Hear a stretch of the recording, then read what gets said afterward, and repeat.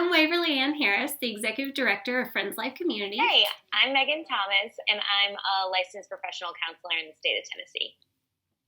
We're so excited to be talking to Megan today. She used to work with us at Friends Life Community, and so she knows a lot of the friends, and we wanted to get together today. A lot of this was based around the fact that I've had quite a few phone calls with some of the friends, particularly those who live on their own, and they're trying to figure out how to kind of reconcile the quarantine, how to deal with being by themselves, and really just the biggest thing is the fact that there's no concrete answer.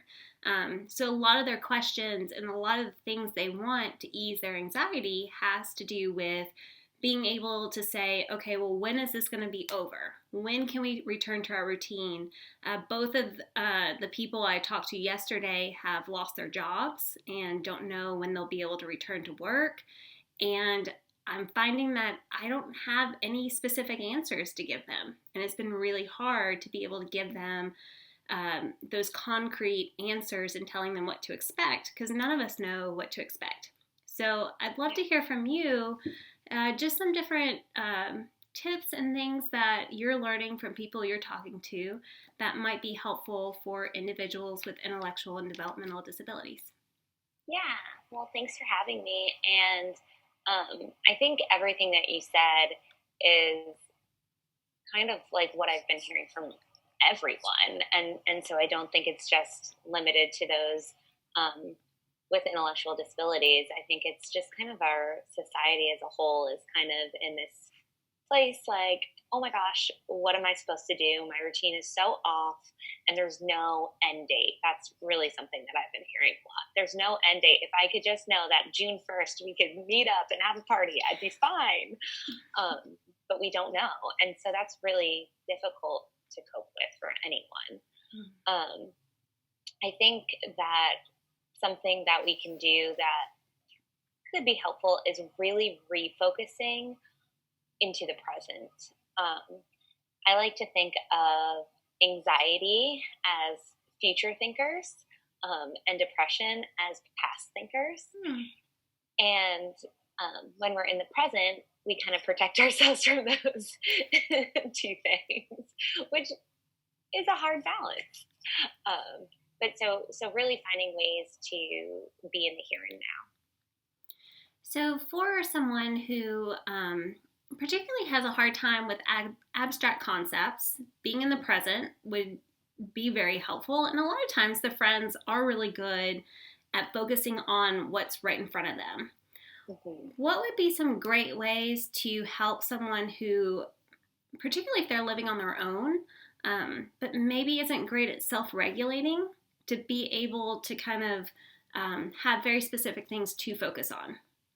Yeah, so that's a great question. So I think that in order to self-regulate, we first need co-regulation, and that can be really difficult when we live by ourselves. So first of all, I think like reaching out to trusted family, friends, obviously staff at Friends Life can be the first step. So getting that co-regulation, and then once they have that partner in crime, having someone kind of lead them into the present moment. One of my favorite exercises to do that is using our five senses to get in the present moment. So for instance, I could say, Waverly, what are just five things you see right now in the room? And you could just look around and tell me without any judgment what you see. Or you can kind of make it fun and go outside and say, oh, what do you smell? And you might get some really funny answers too. So laughter is always good medicine. But just to bring us into the present moment. And then once they have that co-regulator kind of model and help them work on that, that's something that they can do by themselves eventually. Just to clarify, when you say co-regulation, I'm guessing you mean someone else helping to focus them and being that person in their life who, instead of having to self regulate, that other person who's mentoring and coaching and guiding them. Is that correct? Yeah, so it's really about our autonomic nervous systems. We are pack animals, and so we need our pack in order to reach our safe and social state of our nervous systems. And if we don't have that, then we go down to flight and fight, which is that anxious place, or we go down into shutdown, which is that depressive stage. Great. Yeah, so it sounds like it's really staying in touch with people who know us is important. I know for a lot of our friends, they're not always the best at being able to self-identify their feelings and being able to pinpoint how they're feeling and why. So being able to stay in touch with people who know them and are able to kind of help bring that out would be really important, and giving them lots of opportunities to talk about those things. And like you're saying, it sounds like really try to pull them into the present, even if it's really simple, and thinking about literally what is right in front of them. Yeah, exactly. And I think something to go along with that is that when we are in those other states, like the fight or flight or shutdown, it's really difficult for anyone in those states to identify how they're feeling.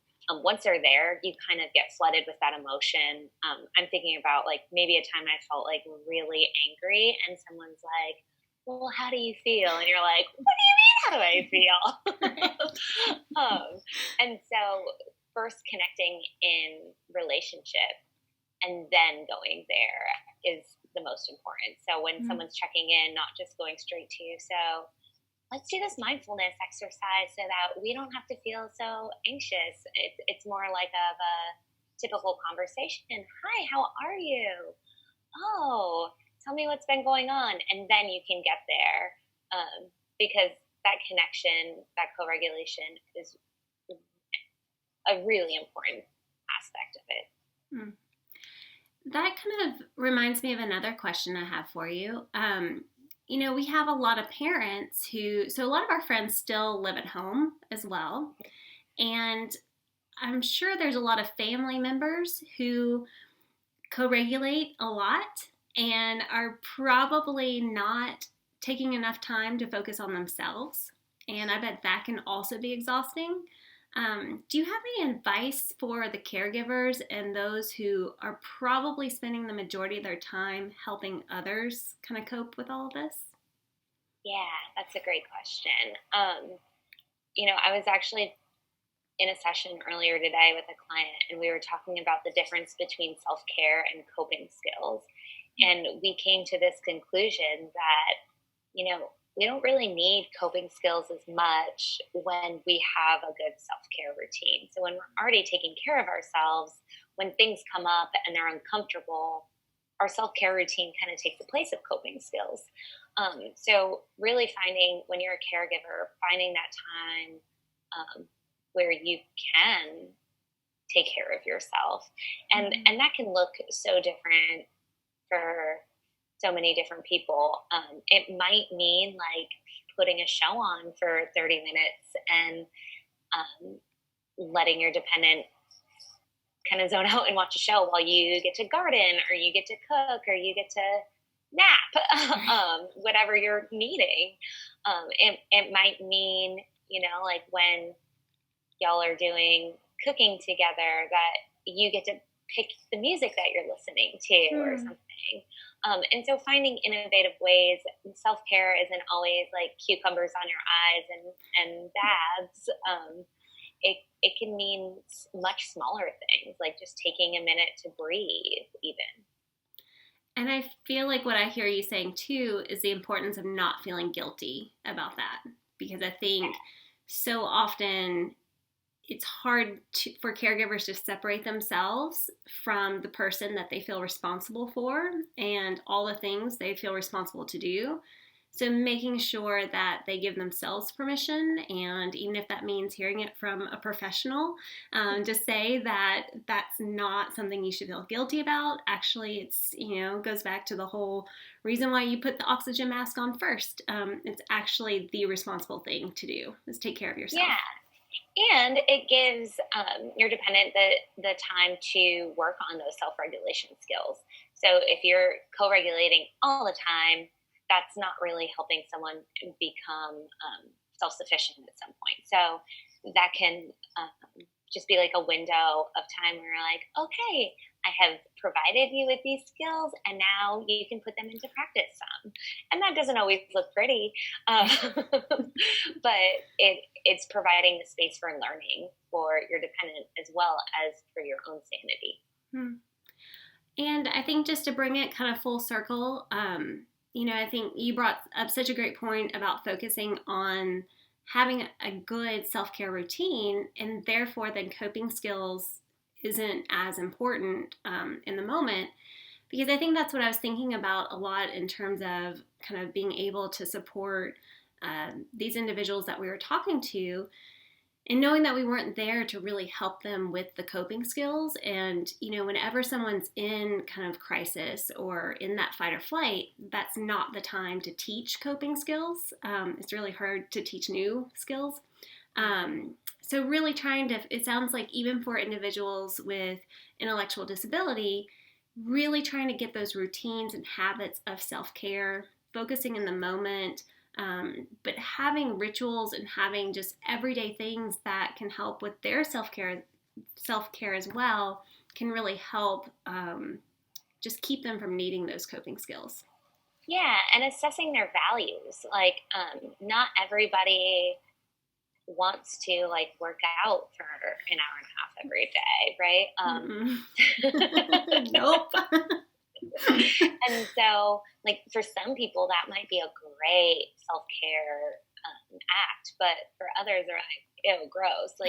And so assessing where that person's values are, and maybe their self-care will change some now that we're in quarantine. It might look differently, but if it's still checking off the same value box at the end of the day, that's what really matters. That's great. Well, and maybe, that's something that can easily be put into a checklist, or even just a preference assessment of helping someone choose what their own self-care routine looks like. Yeah. I mean, I know just even for myself, my self-care routine has shifted throughout quarantine because my normal routine is no longer my normal. Right. and so having someone to help map that out, I think would be amazing. Cool. Well, thank you so much, Megan, for joining us. And I feel like this is really beneficial. It's also helpful for me to think through, because similarly, it's, oftentimes these things come up and we're in the middle of trying to support someone else and come up with the answers. And sometimes having this time to process, and it'll, we'll be more prepared in the future. So thank you very much. Well, thank you. And please, the next time you see all the friends, tell them I said hi. I sure will. Absolutely. They would love to see you. Hopefully they'll be watching this and we'll be able to see your face. Yeah. Hi, guys. All right. Thank you so much, Megan. Hopefully we should do this again. This has been great. Yeah. Cool. Thank you. Yeah. I'll see you soon. Okay. Bye.